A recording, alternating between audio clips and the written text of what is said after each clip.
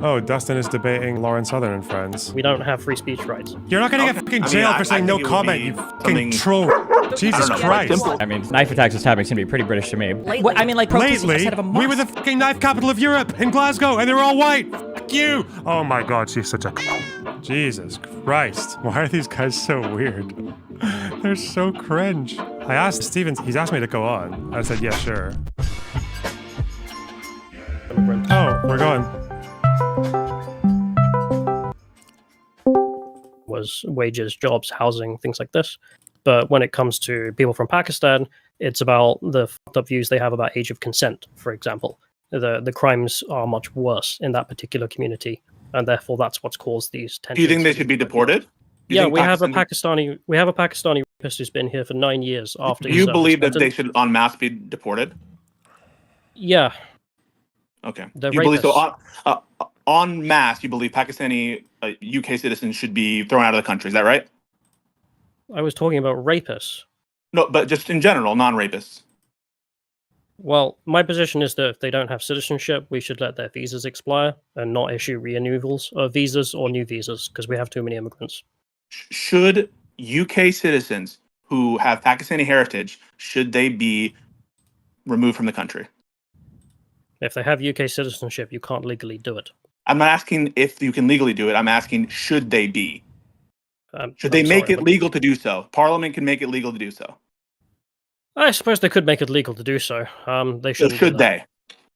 Yes or no? My camera's not working on my end. Just said they shouldn't. Why not?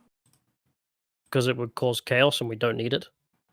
But don't you agree that they're destroying the character of the UK? They're not English. So the problem we have in the UK is the large numbers of people who are coming in. As Lawrence pointed out, Luton, for example, the reason it's changed so much is not because you have 10 guys who turn up who are foreign, it's because you have thousands. Sure, So this would reduce a lot of the numbers, right? If you, let's say 80% of them, you get 80% out.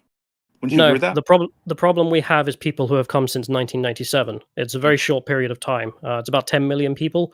And if you just not allow them to renew their visas or issue new visas for new people coming in, those numbers will get back to levels in 1997. We didn't have these problems in 1997, so we will return to that time in regards to race relations. I'm sorry, is this Pisco talking right now? Or Yeah, sorry. Okay, who's got the loading screen on? That's Loner Box. That's He's me. Okay, well, also tell him to... Okay, can you shut off your video if it's just going to be that little loading thing? Yeah, dipshit. I thought I turned it off. Fucking moron. Fuck you. It's not Yeah, off. it's- Click the turn off button, dumbass. Say, give me a minute. This is the Scottish ethnicity showing through. Calum, it seems like the issue that you're identifying with the proposal that I just put forward was logistics. Like it would cause too much trouble to deport millions of UK citizens. But in principle, you wouldn't have an issue with it if it were painless. What, to engage in forced migrations? To deport UK citizens who have Pakistani heritage. We just don't need to do it. I mean, whether you need to or not, you're saying that the numbers are a big problem. It's a numbers game, and so who cares if they're visa holders or UK citizens? Yeah, well, maybe one's easier, one's not as easy, but why not just get them all out? Well, you can make a good case if they've committed crimes. So, for example, the guy I mentioned, he raped women, I believe it was in Rotherham, served his sentence, but has Pakistani and British citizenship. And so we've been trying to get rid of him. And 9 years after his sentence has already been served, he's still not been deported. I mean, this is the level of problem we're dealing with. To be clear, so you would agree then that therefore that UK citizens who have English heritage, ethnicity, let's say, should not be deported somewhere else, right? But UK citizens who have Pakistani heritage, maybe they should be deported, who do crimes. I mean, if UK citizens commit crimes, we should lock them up. No, but should we deport? But we wouldn't banish or deport them. You'd agree with that, right? If you're a UK citizen, That's how Australia was made. Whether that's how Australia was made or not, you would agree, wouldn't you, that we shouldn't deport UK citizens who have English heritage just because they commit crimes? That's fair, right? But hang on, I mean, deport Yes them or to no? where? The entire point of what Callum mentioned, that somebody Wait. who has dual citizenship can be deported to Wait, other I country was in which they hold deported. citizenship. My grandmother is English and I was deported. Just for questioning mass migration. So clearly this is a very possible thing to do. But you don't have citizenship. Why not? Right? That's Wrong. Like, if you don't have a good reason to engage in forced Wait. migration- Also, hold on. Wait, Lauren, you don't have British citizenship. Well, I am British. ethnicity. Stop. The English was the ethnicity, not the British. Okay, don't mix your words up. Don't accidentally, show your ass. Okay, no, the English was the ethnicity. You didn't have British citizenship, so you can't be. I don't know if that even counts as deportation. She just Anyways, wanted to tell her story about having her free speech suppressed. I think that was the point of that, The right? point is, it's very easy to prevent people from coming into the country for a lot less than stabbing little children and running around calling for Sharia law. They could do it. Very possible. They choose not to. Why did the conservatives do it? Great question. They suck. They're not actually conservatives. That's why they got voted out en masse, because everyone wanted an actual conservative party and they didn't get it. And now Nigel Farage is going to be the opposition because he's the only one that's actually representing. But it sounds like the people don't half the support him, and this population. is one of my big problems with these No. riots is because the people don't support the policies that you're asking for. You point to Brexit, and yeah, you got Brexit, but Brexit, there were a lot of people who were voting for Brexit for a lot of different reasons, not the least of which were, I think, some lies, and now we see sort of the consequences of it. But nobody, there's no humongous support for reform or for Nigel Farage's policies at the moment. He got what, 13% in the recent general election. Most people nobody in most is Western countries want to limit immigration. Like this Yeah. is popular across the board. vast majority of the UK has always had a majority in favor of limiting immigration. Nobody has ever voted for mass migration, even though every party since Blair has done it since 1997. Nobody has ever voted in favor of opening the doors. What to is the the rest of the world. policy of mass migration? Every single time a party's won an election since 1997, they have won it on a pledge to reduce migration, or at least, crack down on border security. So the people have overwhelmingly voted for literally my entire lifetime, to shut down migration. And I know you said Brexit was built on some lies, but again, the primary factor driving Brexit was concerns over immigration. That was the number one thing why people voted Brexit, which is why you saw in various polls, as Boris got in power in 2019, immigration drop as kind of salience because they thought, oh, Brexit is now fixing it, but now immigration now popped up on people's issues again because Boris, ironically, with the Conservatives over the past 5 years, has let in even more migrants than Blair did, almost during his entire period. People have been talking about the Boris wave and the amount of new migrants who've come in literally just over the past 4 or 5 years. You paint it as an all or nothing, but it's not like that. People want immigration to some extent, but not other extents. Just like people want taxes to some extent, but not the full extent. And so you painting it as, well, people are in favor of limiting immigration. Yeah, that's true. In the America, we have a Democrat and Republican Party who are both running on limiting immigration more. That's true. But no one is proposing things like what Callum is proposing, where we're just like getting rid of all of our visa programs. The most that we've done is like close down the customs union, right? But no one is talking about the kind of policies I think that you guys are proposing. So just so you know as well, like the Labour Party did not run on tens of thousands net migration or capping or anything like that. And they got the biggest landslide since the 1800s, right? They got the biggest majority since the 1800s. We don't typically have referenda on every key policy. That's why you can have a situation where most people support nationalizing the railways, but we don't vote in a government that does it. Same with immigration. You can look at our attitudes. Like I think you said, a majority of people want to limit immigration to some degree. I mean, that's true, but that attitude's also been dropping since the 1960s in the UK overall. And the same, and compared to the rest, depending on how you ask the question, it goes down even lower. So yeah, that's the Reform. They ran on a very loud, very clear anti-immigrant first campaign. They won 5 seats, 4 of which are like 94% white, which is way above the national average, which is interesting. But Reform then came in second in vote share. Came third in vote share. Gained more votes than UKIP ever did. Came second in around 100 or so constituencies. And of course, more people would be voting Reform if they voted in a political system such as PR, where they thought, because a lot of people would not be voting Reform because they didn't have a chance. And if you're going to say that Labour, won this, massive majority, actually not to do with immigration, turnout was way down to around 52%, which is the lowest turnout we've seen since around 2001, 2005. Labour did not win the election. The Conservatives lost the election. The Conservative support in so many constituencies, like the Labour vote barely moved at all. It's just the Conservative vote absolutely plummeted because everybody who supported the Conservatives, who supported them reducing immigration, for, again, when they've been in power for, the past 15 years, when they didn't do it, their voters decide, well, F it, I'm not going to turn out and support the Conservatives because they're not implementing the policies that we want want them to do. That's why Labour won, because their support remained pretty much the same. Yeah, and I'm sorry, the fact fact is that everyone in the UK knows that that's the electoral system that we signed up to when we had the election. Every party ran their strategies and their campaigns based on winning seats, not winning popular vote. The Reform vote share, by the way, was like, I think they won maybe 200,000 votes more than UKIP did like in 2016. It wasn't even that much of a surge. But again, turnout was low. There was a party there with a very loud voice, Nigel Farage, who gets disproportionate representation on question time and everything else, saying, I'm going to stop immigration like the Conservatives didn't. And yeah, like you said, turnout was low. So yeah, this is the electoral system that we have. If you want to change the entire system, you can advocate for that and get PR. No, my point was you can't use reform being up 14, 15% of the vote share to say that, oh, only this percentage of people support reform's policies. I'm saying more people would have supported reform if we were in a PR system. That's my point. So you just can't say that because they only got X number of votes, that means it's only that percentage of the population who actually supports them. And we had a referendum. We had a referendum on changing the vote system, and we voted against it. We had that 10 years ago. I mean, we can have another one if you want, but yes, please. Do you think our democratic system is like illegitimate now, or was that? Yes. Okay. Well, the alternative vote one wasn't even PR. The alternative vote system would have helped the Lib Dems more as the third party. So that was just a purely selfish system. We should probably explain how broken the British system is for the Americans. So you guys get to vote for both of your chambers. You get to vote for the head of state and some local stuff as well. So we in the UK, we don't get to vote for our equivalent of the Senate. They're just appointed. We don't get to vote for our president. They just become the biggest party's leader in the election for the representatives. So we have very little in terms of democracy. We love the referendum. I'll be honest. That's probably the best time I've ever had in terms of being proud of we had a democratic system.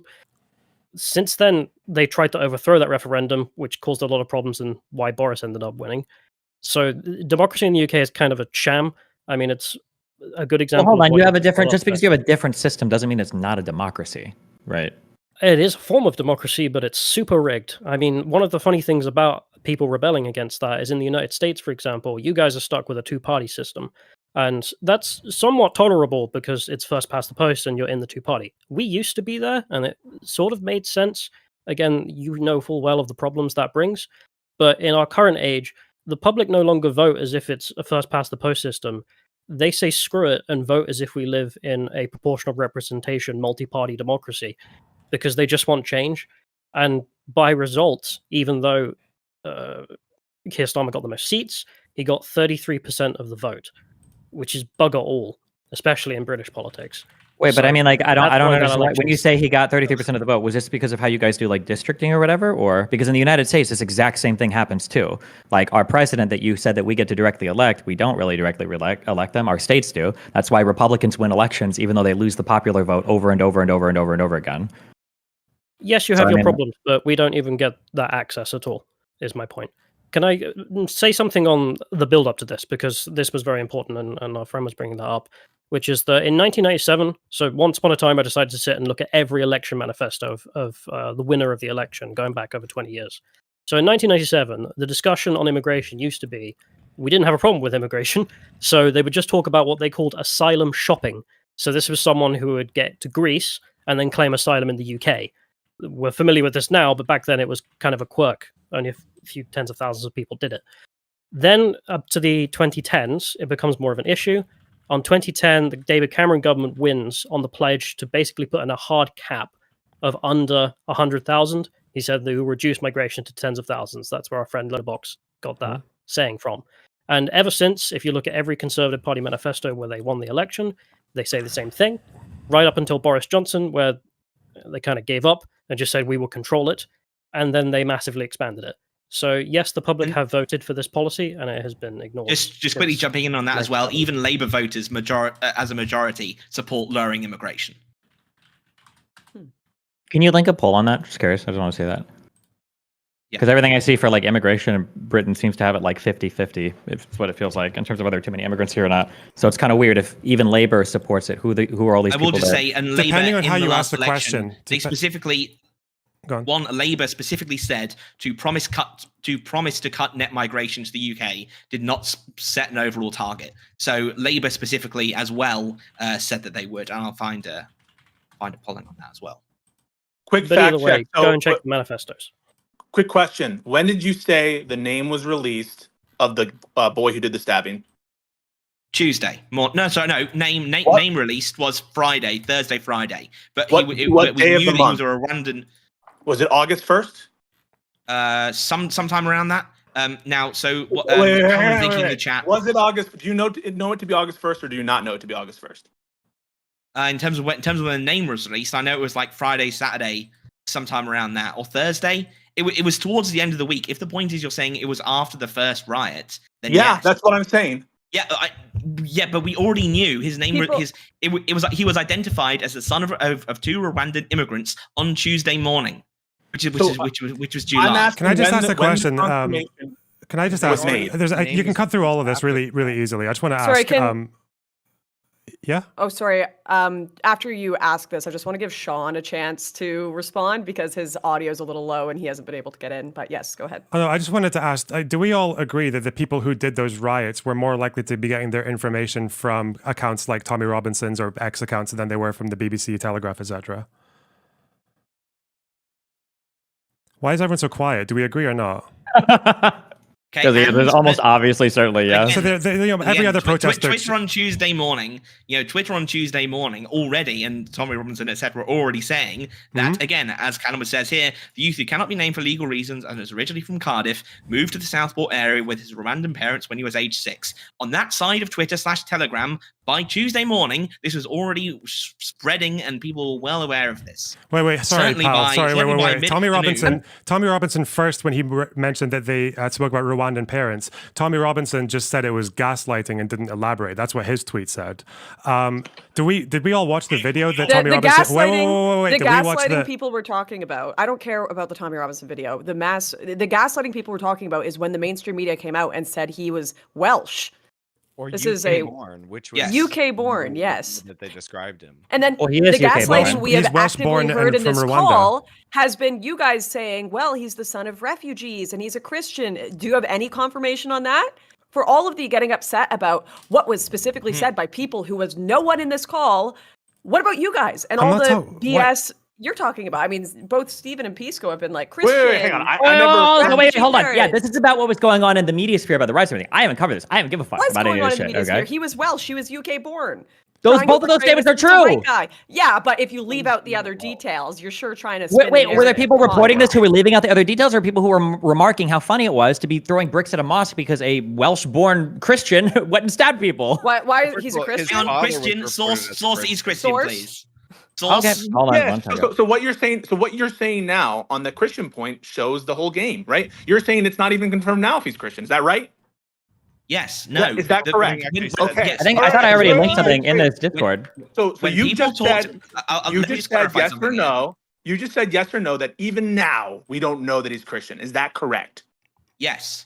Okay. When the sort of Christian Muslim stuff was being talked about, hang on a second. Given that, the fact that it was released that he was Rwandan on Tuesday, that's what you say, by the way. We have no evidence that reached mass information or that it was reported by credible sources or anything like that. But the fact that you're saying now that it's not confirmed that he's Christian, you would agree, therefore, that the first riot occurred before that information was released and when it was under the impression that he was Muslim. You would agree with that? No. It was on Tuesday. It was on Tuesday. The Telegraph reported. We've linked you this in the chat. We've talked about it. On Tuesday, the Telegraph reported he was the son of 2 Rwandan immigrants. But you said that doesn't confirm even for you that he's Christian. Is that fair? But there's nothing to do whether he's Christian or not. We've established people weren't rioting over him being Christian. They were rioting over him being foreign. And they said he's not foreign. He's born in the UK. But he was born in the UK. Just so you guys know what happened. But the point is, he would Christian, never have been here if immigration didn't happen. You don't even know how his family got here, though. You don't know what they immigrated under. What if they immigrated under a perfectly legal thing? What if it was like an asylum refugee situation? You have no idea. People don't want immigration, and that's why. Wait. Then at least specify that. Then at least specify that. Don't say you're opposed to mass immigration. Just say you're opposed to immigration. Period. You don't want any immigrants. No immigrants at all. Refugee asylum, nothing. No immigrants at all. Yeah, because you're appealing to popular opinion. Popular opinion when it comes to limiting immigration. People might say they want immigration reduced. People don't say stop them all coming. As far as we know about Christianity, I think there was one or two tabloids, I think like TRT, said that the people in the local community said that the parents were regular churchgoers and they were Christian. That's what they said. As far as we know, these parents, like, they were from a quiet community. They hadn't really done anything. I don't think they were refugees. They came in 2002, which probably just means they were regular migrants. But I don't know, what's the claim here? Like, you understand that any demographic ever is going to have some people who commit crimes. So okay, the amount of crime being committed by specific demographics, it's a little uneven. But before we continue, I do, Stephen, you're really Can you good at elaborate on that, troubleshooting. Do you Lauren? think you could? Yeah, I will. Lower. Yeah. No, but Lauren, Exactly. Lauren, a little bit before I jumped on, you said that it looks like what Stephen made a joke about stabbing being a British thing. You said it looks like it is now. What were you referring to there? Am I getting lower or You higher? quipped That about how it looks like it's a stabbings and stabbing country acid now. attacks Yeah. have gone up as a result of. I just mass think it's funny that you migration, mentioned. yes. It's funny that you mentioned that because, like, as far as stabbings being a problem in the UK, the worst time we had stabbing, and when we were the fucking knife murder capital of Europe, was in like the mid 2000s in fucking Glasgow, like a majority white pasty fuck population. That's when we had back when people like in that community had like a life expectancy that for men it was like 54 or something, like lower than the Gaza Strip. That was actually when we had it worse with knife crime. But yeah. I mean, you can send me that data. I'd be happy to look at it. But And I mean, there was a time known as the Troubles where there were bombs going off and terrorism happening. And so let's not pretend that this is I agree. There's a problem with terrorism in the Islamic world. But like, what are we talking about here? Are we literally talking about shutting down all immigration? Are you in favor of laws that stop all immigration, including asylum? Yes or no? And that's to Callum and I'm sorry, I keep forgetting your name. Sour Evil Boy and Jack. you can turn Also, up your own wait, as audio just a in quick, Discord. real fact how check it by an American patriot who is white. When we talk about do Christians bomb shit, wasn't there like a whole thing with Ireland for a little bit where they were kind of blowing shit up all the time? They're Just friends said now, as- believe it or not. Yeah. Oh, well, so things can change. Oh, No, amazing. so- All right. the as, murder you know, capitals like, of Europe now are all like fucking Yeah, when Estonia, someone who Latvia, bombs Lithuania stuff as more well. than By the you way, do yeah. comes in, Hang on, it hang on. changes. Like, couple things pull up there. Firstly, like Northern Ireland just looks, from the outside, you can say, oh, it's a Catholic versus Protestant thing. It's not. It's an Irish versus British thing. It's an ethnic conflict that happens to, match onto religious lines. They weren't killing each other because they believed in, sola scriptura. No, they were killing each other because both of them believed that they had in their communities the right to live in Northern Ireland. So it's not a religious conflict; it's an ethnic conflict. It just happens to be across, sectarian divides in that way. You don't think it's religious at all? You don't think like Ian Paisley was like a fucking just reverend? pulling up on the knife crime. The only reason why other people have like there's fewer knife murders here is because the hospitals are getting far better treating stab wounds, so people don't actually die. I do want to bring up a graph here, and I can link it in the chat. But if we could get our progressive friends in the chat to tell me violent crime conviction rate in Denmark by country of origin, where do you think the top 10 to 20 countries are all around? Where do you think Japan is versus Somalia? For what? I have no idea. Are you comparing the crime Violent rate? crime conviction rate. No. These are immigrants. Immigrants to from Denmark. Japan. Yeah, Immigrants I'm not- from, say, Europe is Norway. Is Very it similar to normalizing- Denmark. Is it normalizing? I'll send wealth? this to you. You can look So at as you it. said, normalized. The answer is Denmark. already absolutely no. So we're talking about the answer is UK. Already absolutely no. So then I'm going to just discard that. No, I'm just. This is the point. This is our mass and immigration data. We don't everybody believe knows in. it. We don't believe in Everybody normalization. knows here. it. There are certain countries, certain immigrants who commit more crime than others, and denying this is just. Yeah, but delusional. no one's Okay, denying Lauren, that, Lauren. I was just asking you to elaborate on in the UK. Which ethnic groups in the UK are doing the most crime? Okay. Because these riots It's seem to probably suggest they very were coming from similar. Muslims, right? So, Okay. I'd also then You don't think Pulling up the example Islamic of the chart immigrants in are more terms of- likely to commit crime than? I'm you know, asking No, you. I'm this asking- is why- wait, hold I'm on, asking hold you to on. It's some- elaborate. I know the answers. I'm asking you. Your arguments would carry more legitimacy if you actually had more targeted. I haven't looked at immigration in Europe in a long time, but my understanding was that your group of immigrants that were the most likely to commit crime were generally people that were immigrating from northern Africa. But when you just Yes. say Muslims, Like the people that came from Syria in the refugee crisis were not the same as people that come from like Morocco and Tunisia, like North Africa. It's not the same type. High, but when you Syria's pretty say high on the crime rates as well. I can when just you tell say you something on the arrest even, rates if you want. Like we can look at. So I think in the UK the highest crime rates are from people from the Caribbean, no, from Windrush, like those generations. I thought that was where all the big disproportionate crime waves are coming from. The massively high arrest and conviction rates. For Pakistanis, it's a little bit higher than white, not much. I think it's 11.3 versus 9.4. Arabs in the UK have a lower arrest rate than white people. It's like less than half. So yeah, it's a little bit. That's why I'm asking you. I feel like you don't know though. That's why. So I have What are to you applaud commenting Send on? me that data showing that Arabs commit less crime than white Brits. I'd be happy to said look the at arrest that. hold rates are on, lower, Arabs yeah. are Muslims. What are we talking about? What the fuck? What do you mean So I have Arabs to- are Muslims? Here's That had nothing to do the. with anything. What? Lonerbox said Arabs and UK. Lauren repeated Arabs. Yeah, But he said Lonerbox is Arabs. going through and is making the good point, I think, that there are different groups of immigrants who are Muslim. I mean, Pakistan is different than they're not Arab, right? And Arabs are different, maybe from one locality versus another. And people from Rwanda are not even Muslim. So like it seems like the one factor that cuts through everything is they're all brown. That seems They like stand true. what's going on here? Well, you know what? You're No, probably I- right. If a Norwegian person that was born in Norway and their family came from Norway that was Muslim came over to the UK, they would probably commit less Wait, crime. Norway is not the country that had the one dude that like Unless walked it's to the Breivik, island with like yeah. a bow and arrow and like fucking killed one like dude, 20 that's people one or some shit. That's, Okay. that's one aside from the dude. point. Wait. So I have a question, Lauren. Would you That's be one actually, dude. That's like half the population of Norway, to be fair. I just want to ask Lauren, unironically, would you be in favor, if it's true, if what you're saying is true, and that Muslim immigrants commit much more crime, why wouldn't you be in favor of a Muslim ban into UK? Favor of reasonable levels of immigration that are sustainable and have actual assimilation connected to them. It Sure, doesn't but it seems mean like a total Muslims are the ban big on problem. Muslims. Yeah, but it seems like Muslims are the big when problem. you So why when not? you have enough people come into a town like Luton that I can't put up a pride poster without people spitting on me and the police having to arrest me because it's going to cause a riot. Yeah, you have too many Muslims in one area that aren't assimilating. let's Yeah. why don't we follow Donald Trump's lead and let's ban Muslim immigration until we figure out what I mean, the that's hell's what going you're on. saying. Oh, yeah. That's Yeah, not No, what I'm saying. asking whether you're. I mean, Would you I would agree? just It's put just- it wouldn't just be Muslims. It would be you need to stop we have immigration to start until you somewhere. have proper housing numbers for people. Why don't we start until somewhere? they're homeless, until you have cultural cohesion again.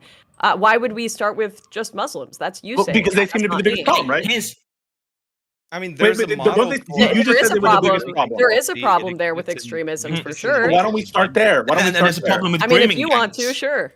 No. But would you agree with the policy, Lauren? Would you? Agree I just with the told policy? you the policy I agree with. You're not listening. I said No, that but I like if think we someone need said, significantly less immigration to the West. Okay, I so don't here's think it the needs to be question. on everyone. I don't think it needs to be specific to I understand, religion. Lauren. You're president. I know it's prime minister, but I'm just joking. You're president of Canada, or let's make it UK. You're the prime minister of UK. A bill comes across your desk, and let's say that you have to sign it. I know it's different in the UK. I know it's different.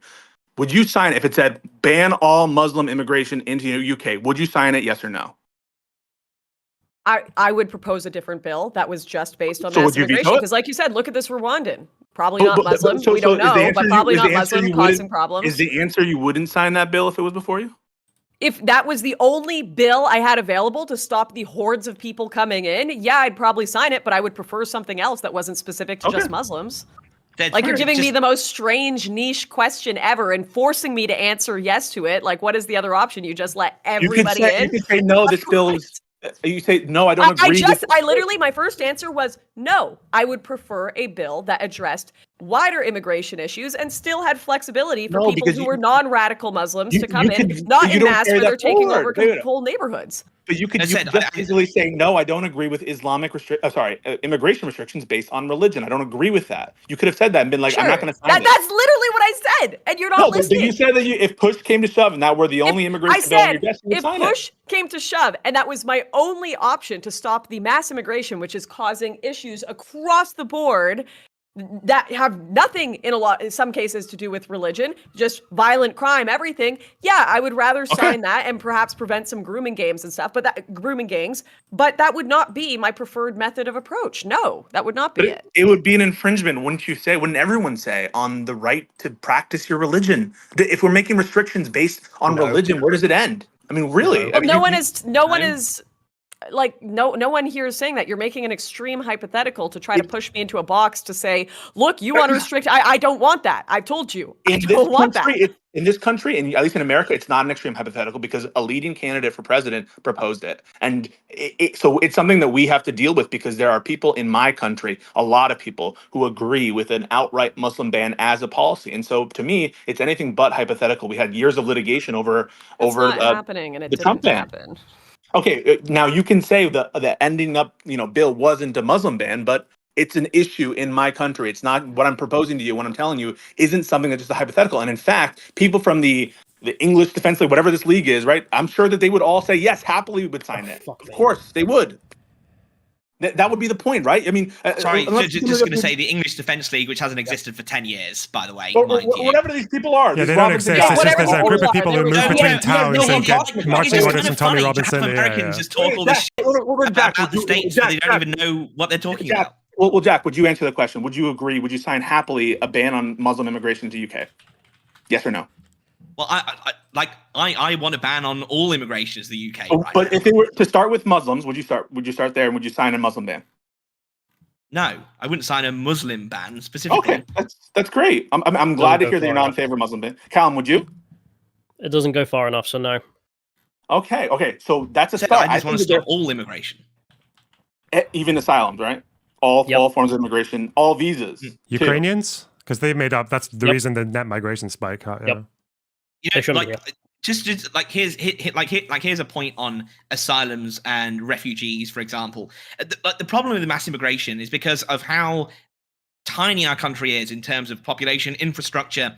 Like, we can't actually take people who should be asyled here temporarily. So, for example, if we didn't have massive immigration, we probably would have had the infrastructure to temporarily take some of the Ukrainian refugees over, who would then be able to. They wouldn't live here forever, but they're able to go home after the war ended. Hong Kong, obviously, like in terms of international British obligations, we have more of that because the treaty with China to defend Hong Kong is made with us, and there's people moving Hong Kong right now who are being oppressed over that. But if like 200,000 Hong Kongers came in, like a country with no mass immigration would probably be able to handle that a ton of a lot better than a country where you have millions of people coming in basically every year. And mass immigration is a system that currently exists in the UK. Mm-hmm.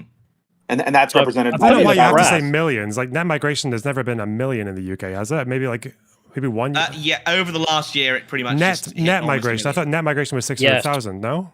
No, it hasn't been for a couple of years now. I have put in a graph in the chat. I will relink it. Your graph. Sorry, I'm a bit annoyed because I'm a bit obsessed with that topic, and it's annoying how little people seem to have picked up on it.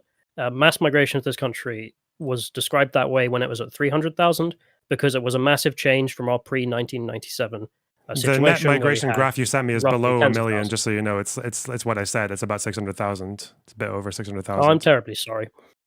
I'm probably thinking of something else then, but I'm pretty sure it's higher than that.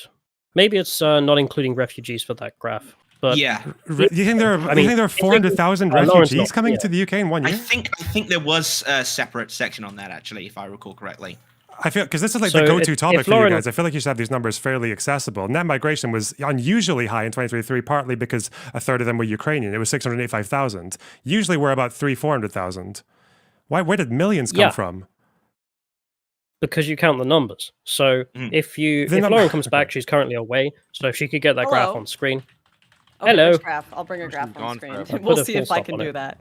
Wait, sorry. Wait. Okay, you said asylum seekers made up the difference. How many asylum seekers came to the UK? You said refugees, asylum seekers. No, I said it may be. It may be.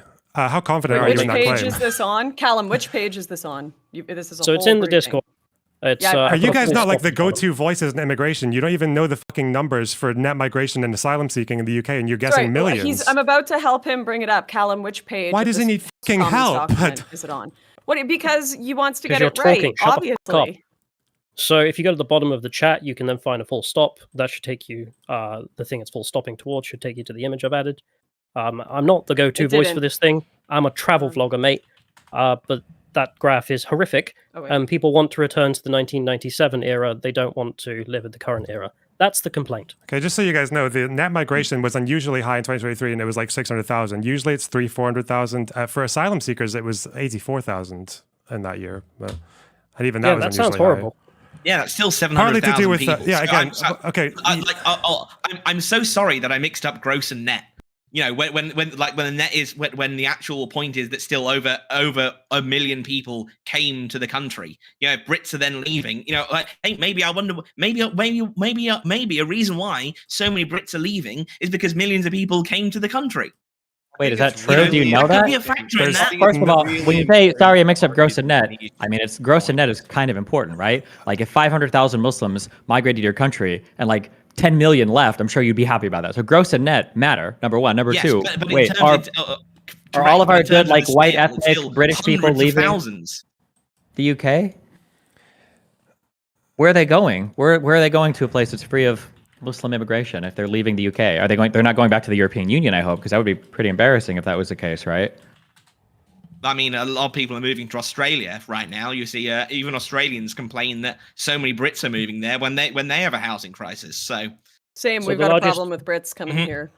Yeah, the largest Canada as well. immigration. I believe Brits are still a very significant immigration population to Canada, the US, and Australia. Mm-hmm. Yeah, we're trying to do something about that, but. I need to kick 2 people because have someone else coming in here shortly. Is anyone like have to leave soon? You can kick me. Who is that? Pisco.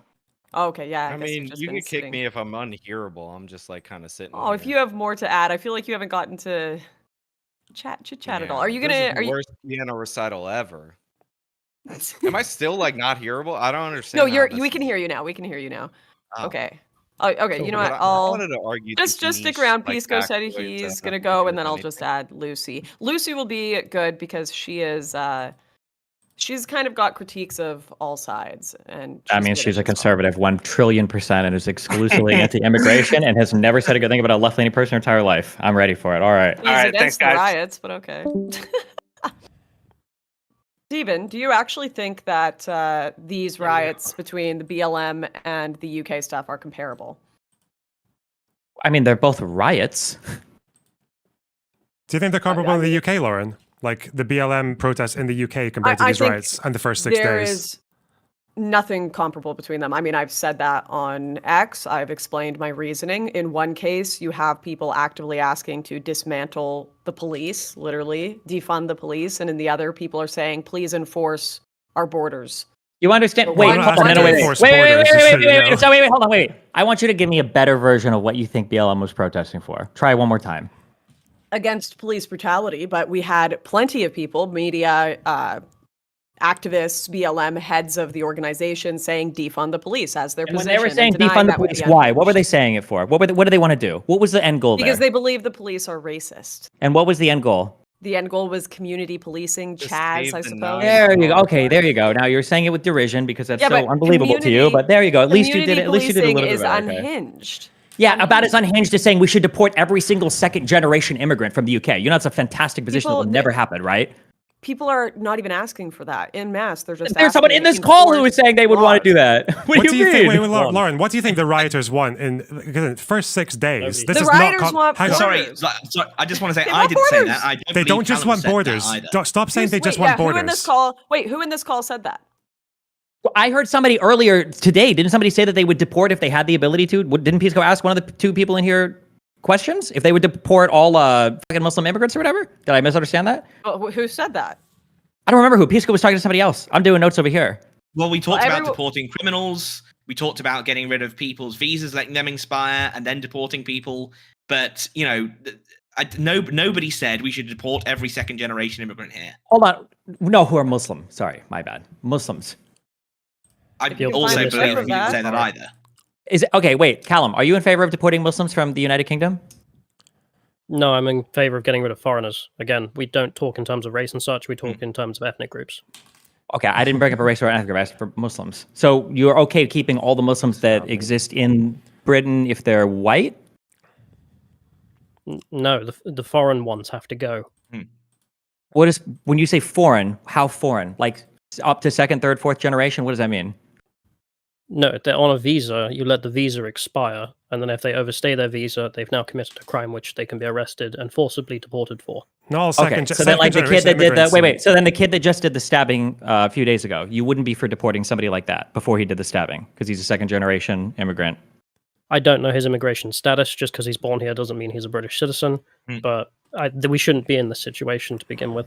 Just So- to be clear, most of the migrant crime in the UK, whether it's Windrush or the grooming gangs and all that, like these are mostly second generation immigrants, or at least disproportionately. So these people, it's not about visa question. These guys are British citizens. I know we shouldn't have got in this situation. We should have never allowed their parents to come. And they're here now. So do you have any plans for them, or do they just stay and have kids and those people have kids, or what? Well, if they're citizens, you can't forcibly deport them. It's very sad. If they've got dual citizenship, you can get rid of them. And in terms of those on visas, that makes up about, I think it's 50% of our foreign population. So about 5 million people, which would completely correct the problems we're dealing with.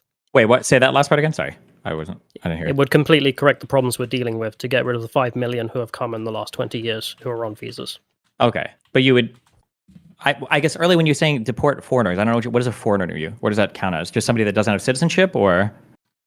So in conversational terms, when we use the word foreigner, we mean people who are not of the English, when we're talking about England, in the same way that if I'm English, for example, so I wouldn't be allowed in the Polish tribe. I'm not a Pole. When you say of the English, what are you referring to here? So Russians, Uzbeks, Persians, Indians, I mean, just non-English people. I don't know. Is a Russian like a person just born in Russia, or is it? I don't know what that means when you say Russian English. Well, do you mean people with like citizenships to these countries, or do you mean? Well, we would be dealing with people who are either here on visas, or if they have dual citizenship, my position is get rid of the dual citizenship. Okay, so when you say foreigners, you're just referring to people that have dual citizenship. That's the way you can deal with it, yes. It would solve all the problems, and then most people would be happy. Okay. So we've got Lucy here. Lucy, I'm going to give you a chance to introduce yourself and who you are. Obviously, we've known each other for years, but the chat may not know. Yeah, so I work for Tommy. I found myself falling into the Rebel News kind of cycle. Wait, I'm sorry, just real quick. So when you say you work for Tommy Robinson, I worked sort of technically for the Rebel, but it was as his support staff with a couple of gay guys, George and Kaylin, who I'm sure Lauren knows. So we fell into that mainly on account of the terror attacks that were happening. I would say that's what brought me into the game. And then working for Tommy just sort of went from one problem to the other. Like, obviously, he's got his issues and they started to come out. And then in 2018, we put on a big giant event called the Day for Freedom in Whitehall. And Tommy invited a YouTuber called Ali Dawa, who I'm sure you know. He was there with Mohammed Hijab, who I'm sure some people will recognize that name. And Tommy told me to go and tell them that they weren't invited anymore, and I had to go and tell them to leave, and they got set upon by football hooligans and drunk thugs, basically. I tried to protect them, and then Tommy blamed this on me, and then I've spent the past 6 years being harassed and stalked by his followers and being called a Judas and all this kind of stuff. And now I'm kind of back, finally got some restraining orders, and now feel a little bit less afraid of being on the internet, so I'm kind of here to just kind of push against some of his misinformation, just kind of to exist. Like, I'm not necessarily right or left. I'm just sort of here just trying to correct and just trying to see how things are going. So I think he's being a bit of a warlord, he's kind of warlord posting a lot. Yeah, interesting. Destiny, you were saying she was going to be a hardcore conservative. Oh, no, yeah, not the Tommy Robinson employee. Of course not. I was completely off. My bad. Can I ask... you're a smart Did you listen guy, to what she just said? You'll know that I joined BLM first, right? You're a smart guy. You know that I come from BLM and feminist movements, right? Yes, actually, because being smart means that you know every single random fact about every person on the planet. So I did indeed know that. Thank you for reminding the audience. Yes. You seem to know about me before. Just saying. People are never allowed to change their opinions. You're only one thing ever. That's a true fact. I said that as well, I think, yes. Okay, sorry, no, I don't care about this fucking passive aggressive shit. No, I wanted to ask you, Lucy, did you hear the discussion that we had earlier about the role in disinformation in starting the first riot? Did you hear us talking about that? I didn't hear the full bit, no, sorry. So basically they were arguing about the role of disinformation in starting the first riot and whether or not people were led to believe or to blame Muslims for the stabbing in Southport, and whether Tommy Robinson's role in that. Do you have an opinion on that? For the first riot? Of course he did. Yeah, of course he did. It was one of the first thing he tweeted, wasn't it? He was absolutely spreading misinformation, saying that it sounded like, and then this name that apparently translated to some phrase, him and Katie something, Hopkins, right?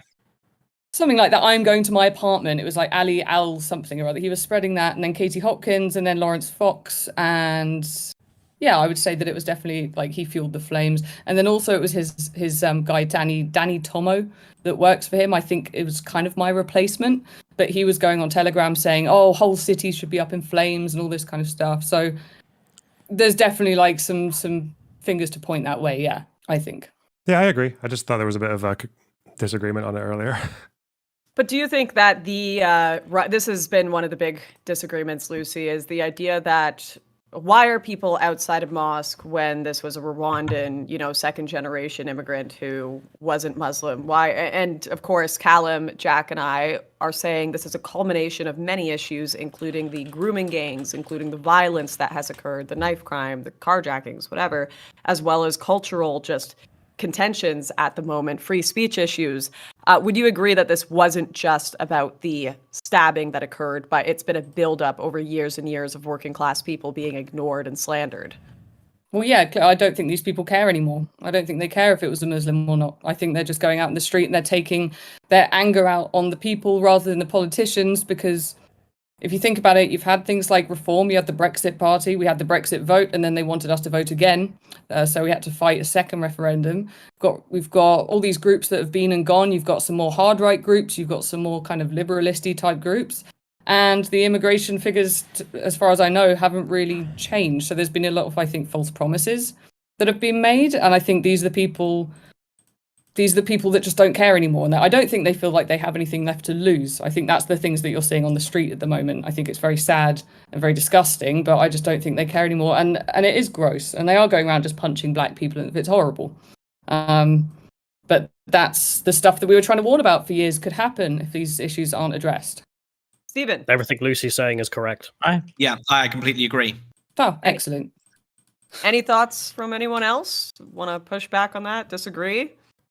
This is what inevitably happens when you ignore the wishes of the people, when the people say mass immigration is a crisis, when both left and right agree that immigration numbers are too high, like they do in Canada, and nothing has changed. Do you think that social chaos is the inevitable result, and you had to do something to prevent it beforehand? I think you're half right. Just, I don't think it's like an inevitable no, result. Hold on, no, because there is no half right. No, you don't know what I'm going to say. Issue is that, no, you shouldn't have given him any credit in the beginning. Everything else you're about to say was right, okay? But no, the issue is that you have no actual policy position or actual stance on any of this that anybody cares to actually articulate, because there might be some people that are genuinely frustrated with things in society. Immigration is an easy scapegoat. There might be some people that are genuinely frustrated with immigration because immigration has caused some problems, and there's a whole bunch of people who are just racist. But since nobody actually articulates any real type of policy, you just end up in a Brexit-like situation where people are like, oh yeah, we should Brexit, and then you spend the next years arguing, well, fuck, I don't actually know what that looks like, or I don't know what we should actually fucking do. And it's the same thing with immigration. Even the policy positions that have been articulated here, I'm against mass migration. I don't know why you keep saying that. You're against all immigration. Just say that, like what was said earlier. Say, I'm against all immigration. But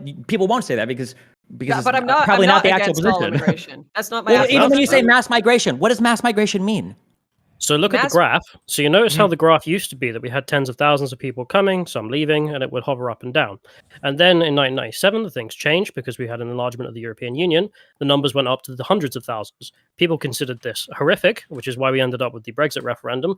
And then they tried to ignore the Brexit referendum. And then eventually Dominic Cummings and Boris Johnson got into power in 2019. And on their campaign promise was get Brexit done. They were very patriotic. It was all about patriotic things and getting immigration sorted out, etc., etc. They won a landslide, not just seats, but votes. And then when they got in, according to Dominic Cummings, he proposed the policy of, hey, let's have a points-based system. We will basically exterminate low-skilled labor coming in because that's not helping anyone. And we're going to try and steal the people who go to Silicon Valley and get them to come to the Can I UK ask just instead. a real quick question? For this graph... I need to finish before you, but okay. I will let you, sorry.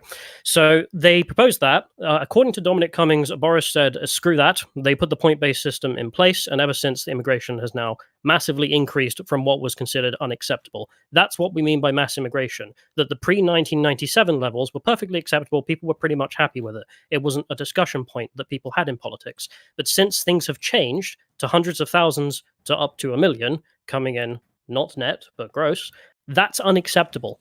And the fact that through that entire period we voted for lower immigration every election in terms of the manifesto claiming that that's what they would do of the party who won is horrific. And if you can't vote your way out of this... Yeah, it looks like most of your migration started to happen. Like the huge spike was after Brexit. Yeah, they betrayed us. That's why people are angry. Wow, the Conservatives messed up and allowed mass migration. This is the first time I'm hearing about this. When you say messed up and allowed mass migration, how do they allow it? What happened? So they left the European Union in 2019 or 2020. Officially, it finally happened. But they changed the immigration rules, so we now have a point-based system. And you get points for very basic things, such as speaking a simple level of English or having a job that pays well below the average wage. So the ability of people to come here became massively easier, even though this is exactly the opposite of what Boris Johnson was going to implement when he spoke to voters, which is why everyone hates them. Right. And there are policies that you could implement. The nation of Denmark is actually pretty restrictive on immigration, and they don't have right-wing party uprisings. They don't have riots or anything like that. You have refugees get put in third-party countries while they're being vetted. If your kids are going to school and they're from a foreign country, they have integration programs. And this is one of the reasons why, across the political spectrum, the immigration policies, even though they're criticized by the EU, in Denmark, they're basically, it's like a non-issue. So yeah, there are restrictions that you can implement, like actual tangible policies, and they prevent these right-wing like uprisings, these riots, and all of this stuff, things like Brexit, and that's what people want implemented. Like, you pretend there's no sensible policy on immigration. It exists, it's in Europe, and the people are happy with it. And it's so popular that it's not just the right-wing policies, but parties, it's the left-wing policies that buy into it, because they don't want people coming in and undercutting their union wages or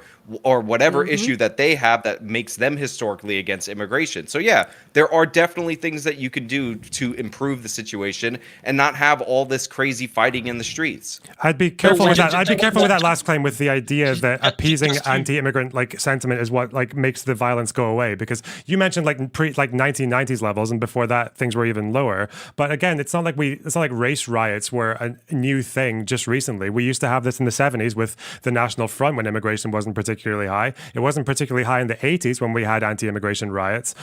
Even if you look at the UK, I thought until last week, people used to brag about how the UK actually, compared to most European countries, had fairly positive attitudes towards immigration compared to the rest of Europe, right? The most anti-immigrant sentiment in Europe does not come from like France or places like London or whatever. It comes from places like Czechia or Hungary, places that have lower, like barely any immigration, or Finland. So, and that actually did demonstrate itself very well through our election, is that Reform UK, the big anti-immigrant party, they won their 5 seats, 4 of which were won in 94% white plus communities, which is way above the national average. Because this is what when you talk about people not being listened to, the thing I get is that I agree that there's problems with abandonment and post-industrialization and working class communities being ignored and all this kind of stuff. That's very real. The problem is that it's not just that. It's that plus, and I'm sure Lucy's mentioned this, is that it's that plus demagogues and people who just lie to them habitually about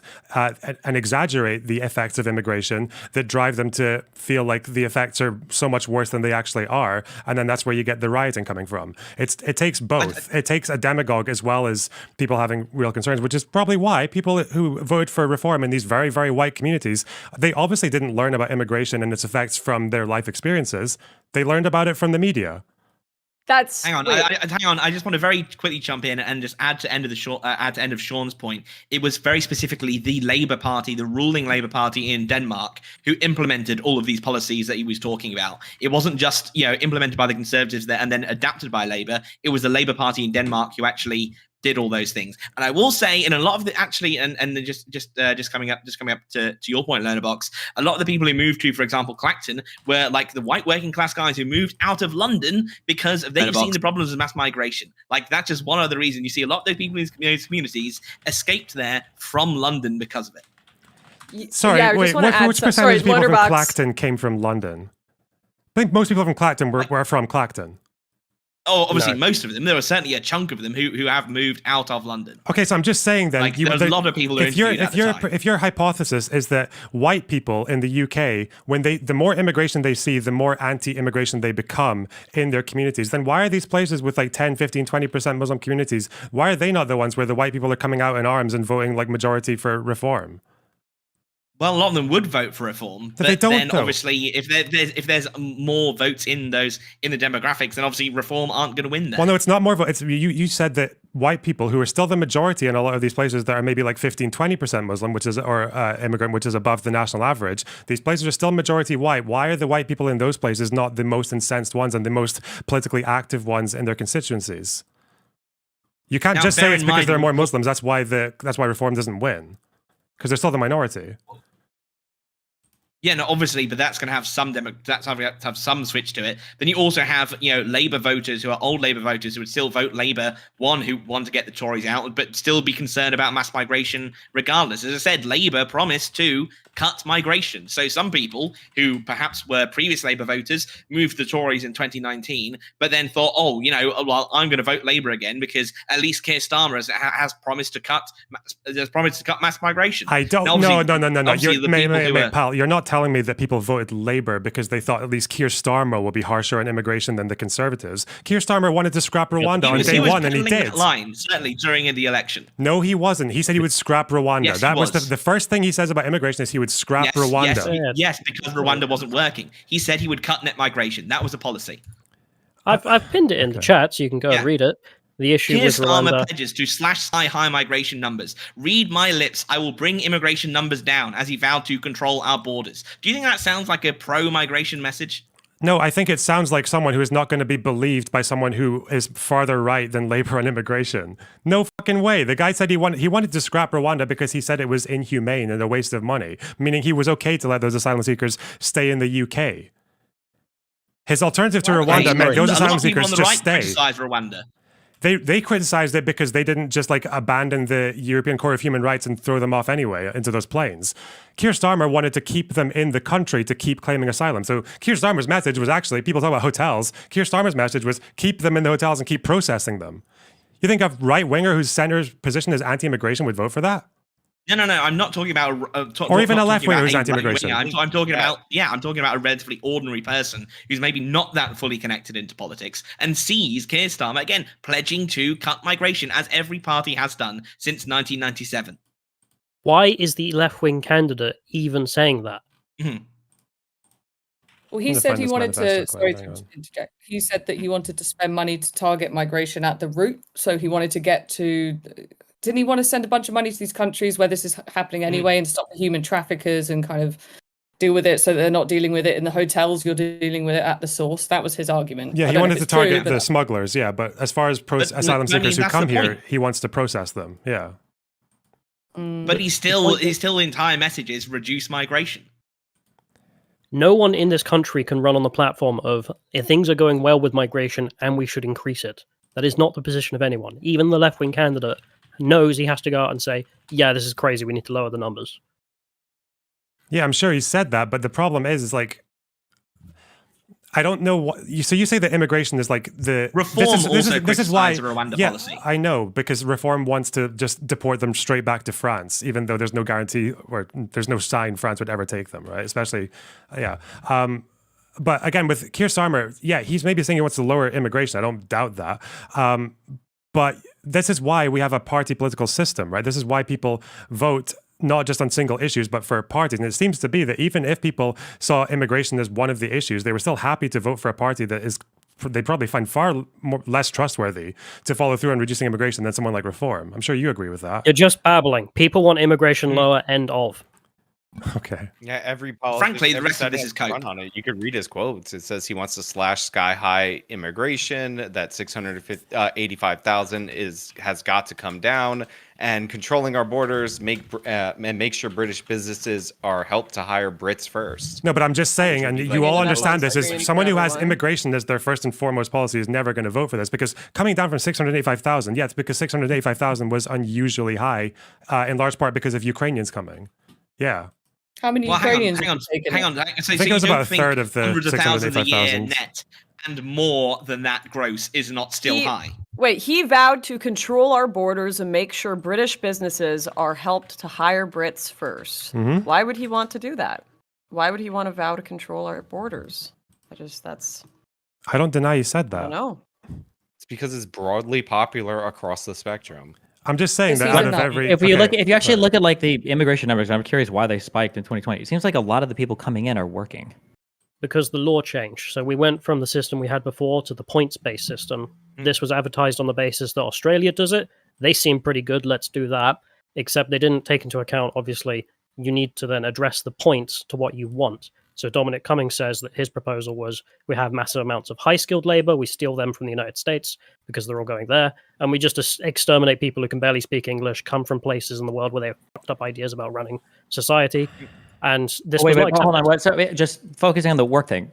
It seems like the people are coming to the country to work. Well, hang on. Well, see, a lot of this isn't being shown by the data in that people will come on work visas and then bring their families with them as well. So, for example, you've seen they've been bringing people to work in social care in the NHS. They can bring their families with them. Another thing that I think which has spiked in recent years, which may even only be in the past couple of years. So I'm not sure if it's in that data. Let me finish this. Students who's coming over and bringing their families as well. Students coming over for a course and bringing their families, which seems insane to me. I'm not sure how insane that is, but like, is there a possibility that, especially post Brexit, that the UK needs these workers like to keep their economy running? Absolutely not. Then okay, so then if I were to look up, so if that's the biggest cope in history, if I were to look up unemployment in the UK right now, would I see this number at like 7, 8, 9%? Are there a ton of unemployed like British citizens that can't find work? Well, I can tell you something that like. Immigration has not helped the UK economy. It's only harmed it. According to what? By what One metric? of the funniest things that happened. No, wait, let him answer that. By what unemployment? Or I'm going by to tell metric? you. I'm going to answer. Just as real quick, I looked at it. In 2024, unemployment in the UK was 3.8%. The lowest rate since 1974. So you're below what you're probably natural rate of unemployment. And then if you break it down by ethnicity, it gets even more fun. Anyway, yeah. So especially if you look down at people who've come to the country and you look at those who actually are active in work of terms of first generation immigrants, most of them are not active in work. They're not actively employed. And you can also say, I mentioned this earlier in the stream. 50% of social housing in London. How are they getting work visas if they're not working? So if me as a man, I apply for a work visa, I get one. I can then bring my family, and my family don't have to work. So for example, if you look in the Bangladeshi community, it's over 50% of them are not economically active, is the phraseology we use. And that's because, well, why would you? You don't need to. You're Bangladeshi, for Christ's sake. Just so you guys know, that by 2022, the unemployment rate for migrants, including EU, is 5%, and for non-EU is 6%. It's still not exactly like much higher than the national average. But why do you think that immigration harms the economy overall? Why do you say that? Oh, so one of the fun things that happened during COVID is what I was going to say, is the truck drivers, for example. One of their main complaints during the Brexit referendum is their wages are suppressed by immigration from Eastern Europe.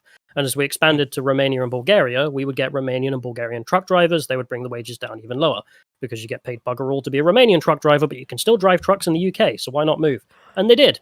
So during the COVID pandemic, when immigration falls through the floor for 1 year because, well, people couldn't move around, truck drivers' pay went through the bloody roof. It's a very real thing you can see, that when we limit immigration, wages go up for the natives because the company doesn't really have a choice. They've got to pay the people they have, whatever it costs. But also the cost of like all of your goods and services also go up, right? It does, but if everyone's getting a massive pay rise... Not everybody's getting a massive pay raise, just the truck drivers are getting a pay raise. Yeah, because they were also because they had to spend so much more time fucking stranded between the borders because of the checks and balances after Brexit, yeah. Wait, you do understand that if wages in one sector go up because the cost of doing business there is higher and that everybody in society has to pay more for stuff that gets delivered by trucks, not everybody in society wins there. Most people are losing. The winners are just the people driving the trucks. Exactly. Not everyone in society wins. So who loses? Well, it's not the people who have to compete for migrant labor. It's the people right at the top that don't have to compete. They lose. Which, to be honest, the losers when you have to pay more to deliver materials on trucks are going to be every single person that buys anything that comes off a truck. Your winners are going to be your people that are driving the trucks. No, the people who have to compete with migrant labor no longer have to compete. They win. The ones who they don't win. have to compete with and also your labor, local. No, wait. It's not about don't have to compete. It's about if you buy. Hold on. This is child math.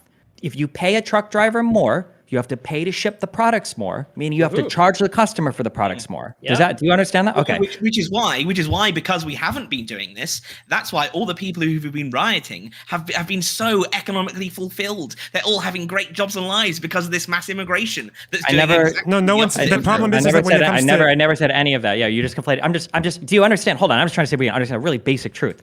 If you increase the cost of transporting goods, people are going to have to pay more for goods. Do you understand that? Yes.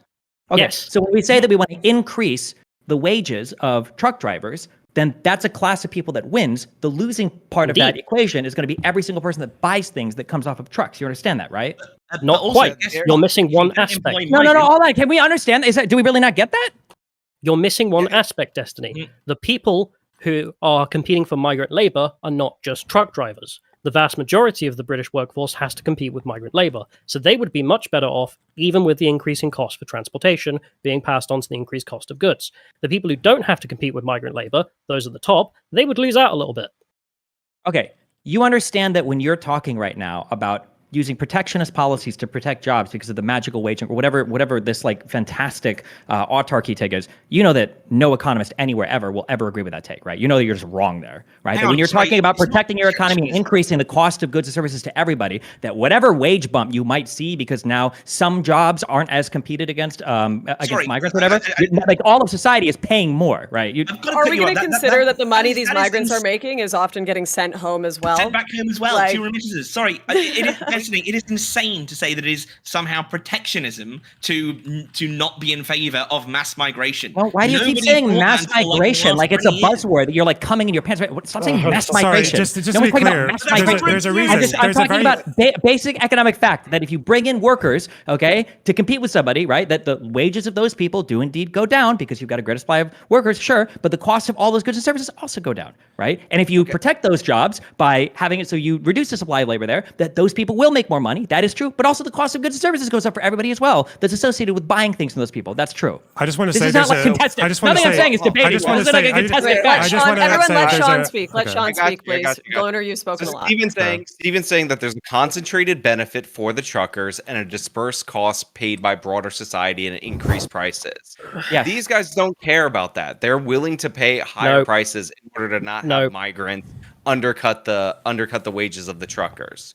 As much as I appreciate you trying to carry water for racists, you're dead fucking wrong, Sean, because that would be an honest position at least. If you were to say, listen, this is an honest position. If you want to be honest, you would say, I understand that things are going to cost more. That's fine. I think that protecting our native population is worth it, and I'm willing to work an extra hour or whatever I need to do in order to ensure that I'm paying enough to support local workers. That'd be fine. But that's not what the position they want to take, because they've got to sell the lie to other sides too that aren't bought into the racial shit, right? And they have to say, well, actually, if you protect jobs and reduce one of the most important economic inputs to your entire workforce, actually, it helps everybody. Hey, like everybody pays less and everybody gets paid more. It's magic. Sorry, let me just jump in here, Callum.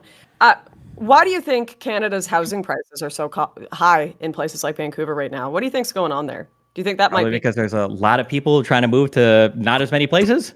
So do you think that perhaps having to pay $2,000 more in rent might be a little more concerning to people's wallets than getting $1 off their Tim Hortons coffee?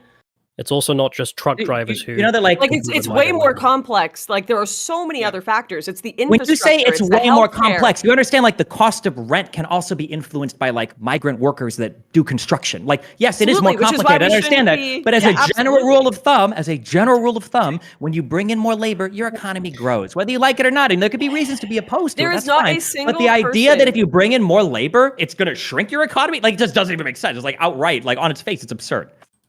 It's going to destroy the thing then. That's fine. That's an honest answer, at least. Yeah. It's more than just. Sorry. Lucy, I'll let you.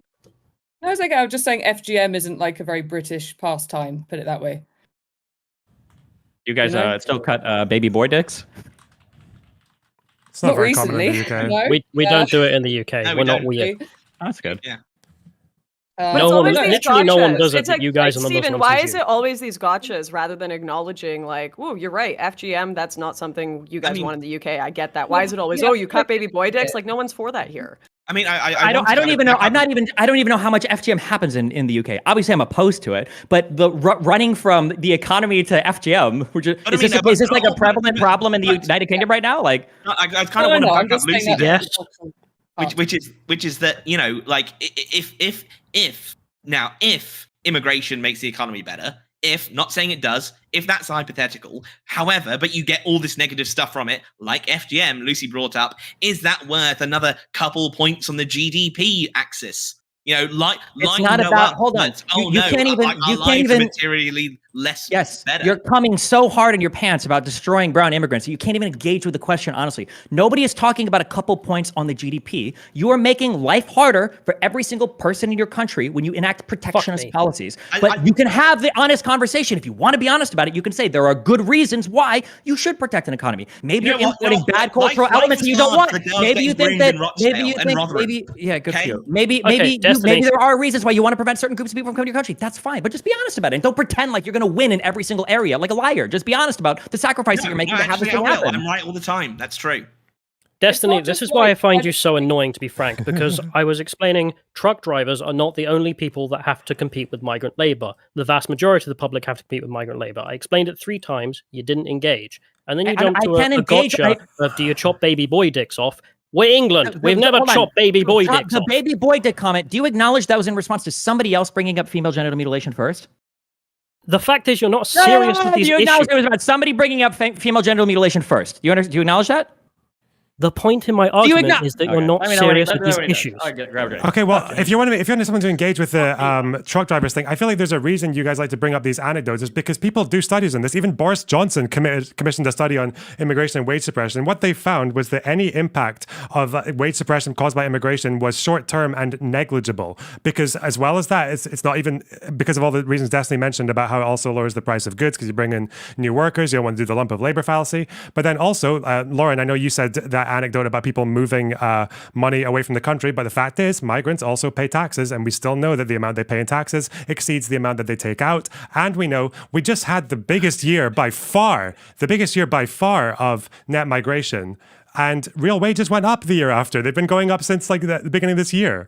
So no, they haven't. But once again, it doesn't matter if the wages are going up, even if that's with inflation. From ONS, why are you saying? Why are you saying that not? Why are you saying that not? Sorry, just let me finish. Right. When it comes to things like rent, which when in my lived experience, since leftists super care about that, everyone around me cannot afford rent because of mass immigration. It doesn't matter if wages have gone up. It doesn't definitionally matter that's not true. You understand that's not true. Everybody around you can afford rent. That's why the prices are going up, right? If nobody could afford it, then the price wouldn't be going up. The price, it's what the market can bear. What is going on is they are getting smaller and smaller places. They are living with 2 or 3 people. Never would have done that before.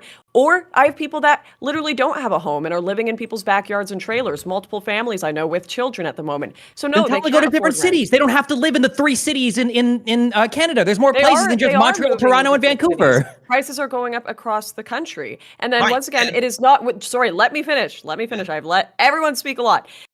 It's not just housing. It is not just wages. It's not even just culture. It is infrastructure. You can look this up. Canadian hospitals, more overwhelmed than ever. No one can get a doctor. There are too many people and the infrastructure has not caught up. It is the roads. No one can drive in cities like Vancouver anymore. It is unlivable. So when Jack says, yeah, people are willing to give up maybe a few dollars off on their products. They're willing to pay a little more for quality of living. $dollars off or a little more. It's going to be every single thing you buy. And it does matter because when you phrase it like, I would rather pay more. I would rather pay more for everything and be able to go to a beach without people taking craps on it, be able to drive through my city without it taking 4 hours, be able to get a doctor, be able to get a house. Yeah, I would pay more for everything for that. Yeah, Can you point me one like anti-immigrant country that's like doing really well with these policies? Like who's our model here? Australia, they do a lot better with their immigration policies, and their healthcare system is significantly better. I know because I lived there and I lived in Canada. Very similar systems. One is not overwhelmed by migration. One is, and everyone. So what metric are we looking at? So what metric are we looking at for Australia here? That like, give me a couple of metrics and I'll go look it up. They're outperforming like the rest of the world so much. I just said the healthcare system. It's way easier. So if I look at like healthcare outcomes in like Australia, they're going to be better than Canada. Just to be clear, I know because I've used the system. Just to be clear, for healthcare, even Reform UK admitted that for immigration, that's the one place where Britain needs immigration, according to them. So even for them, they said that the healthcare system was their exception. They're wrong. No, they don't, because immigrants are a drain on the NHS. And it's the classic thing of bringing in workers because, you don't have enough people here. One, we should pay doctors more. Like the junior doctors striking because the government can't afford to pay them more because that's the state of the NHS to begin with. But then, like, you're bringing like a couple nurses here, a couple doctors there. Well, one, foreign doctors have been far more likely to actually cause injuries and death to patients. If you look at the medical malpractice rates for foreign doctors, far higher. And then, as Callum mentioned earlier, it's the same with the work visas. These people, one person will come in on a work visa, and they'll bring in their wife or their husband, their parents, their children, and that's then because you've got then 10 more people in the country based on work visa. The NHS is under even more pressure. So I'm going to say reform on that. Reform aren't this god of the right wing that we have to listen to them all the time, and they're totally correct. Yeah, I understand you guys are more probably extreme than reform, and I'm prepared to listen. But all I'm having right now is I keep mentioning that, like, according to the data, that immigrants actually are bigger net tax contributors than natives are, and also that real wages have been rising this year, even though net migration was the highest it's ever been the last year. But all I'm hearing is like Callum in the corner going, "No, no, could you no, send that's that? not." Could you send that data to the chat? Sorry. Yeah, Again, ONS actually, and the other one. So I've got this here, but you can actually look at this at like employment rate of country of birth. It's only when people are coming in here, they're coming from the USA, Australia, Canada, Israel. Those are the top 4 countries who are then net contributors to the UK. And it's Singapore, New Zealand, and France. If you want to look at economic inactivities, like the people who are coming to this country, first generation immigrants from mostly from all across the third world, they are not being economically productive citizens. So the ones who are economically productive are coming from other first world countries, and then a lot of them will stay here for a bit and then go home. Wait. You're saying immigrants are coming working and they're not economically productive?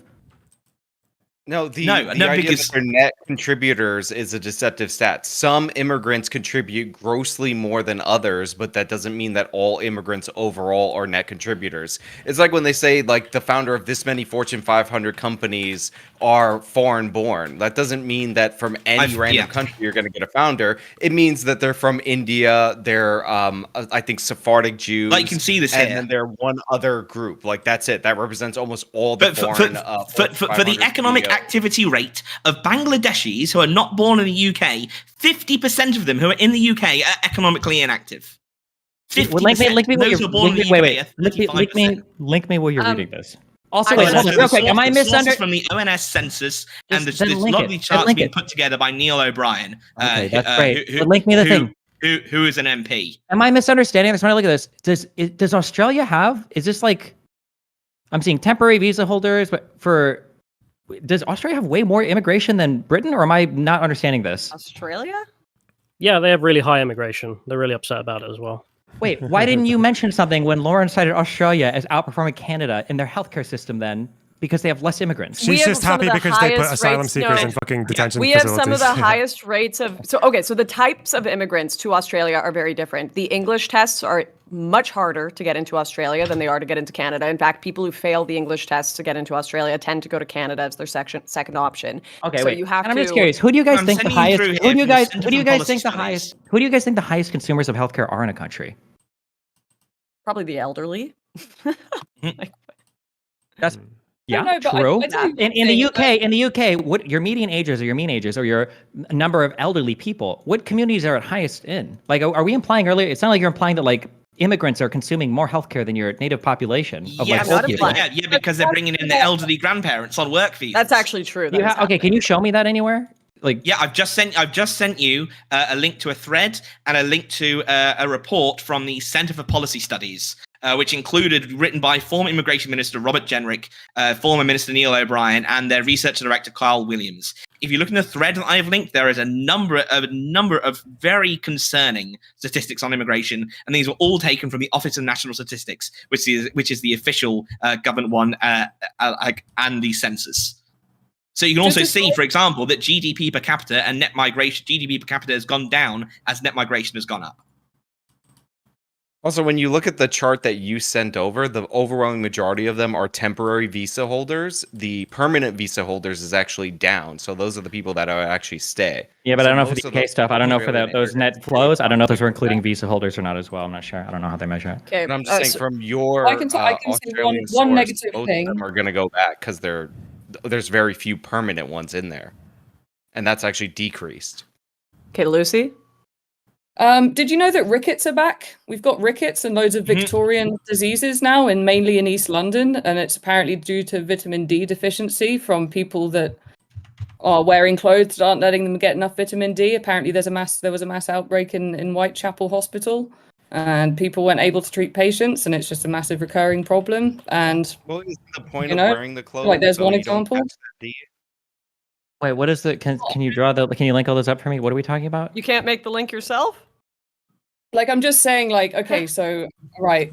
My friend went to Whitechapel Hospital with a horrible thing going on, and they said because of the women, Whitechapel is a very Muslim area of East London. It's got the mosque. I think Lauren went there, and you were like filming an interview there. Called the police on me. Yeah. I lived there, but yeah, apparently rickets. There was a rickets outbreak, and like loads of Victorian diseases. You can have a look online, but like because of women covered up. And they weren't getting up vitamin D and stuff like that. So there's like one issue that like we could probably do without, but we have it now. I know it's not like it doesn't like not try to tar all immigrants with the same brush or anything, but I'm just saying that's one issue. No, I don't. Listen, I was in London very recently, and I saw more people in hijabs and niqabs than in any Muslim neighborhood in the United States of America. Totally taken over that. And if you want to help get Muslim women D, then I guess, you know what, Londoners, you got to sign up for that and get them that. I'd really like them to have the freedom to not wear that if they choose to. That's all I can really say about that. I just think it's a bit draconian that we've been put in this position. But there's been plenty of people. When I went, I'm not a big Muslim expert here. Do kids wear burqas?